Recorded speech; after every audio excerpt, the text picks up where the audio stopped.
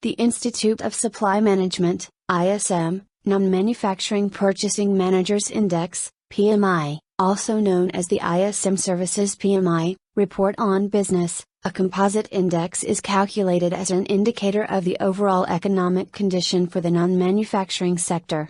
The NMI is a composite index based on the diffusion indexes for 4 of the indicators with equal weights: business activity, seasonally adjusted, new orders, seasonally adjusted, employment, seasonally adjusted, and supplier deliveries.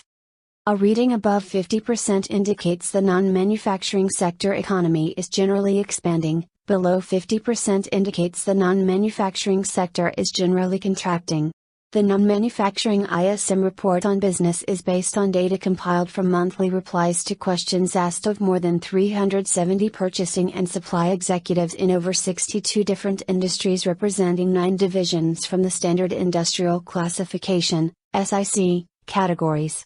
Membership of the Business Survey Committee is diversified by SIC category and is based on each industry contribution to gross domestic product, GDP. A higher than expected reading should be taken as positive/bullish for the USD, while a lower than expected reading should be taken as negative/bearish for the USD.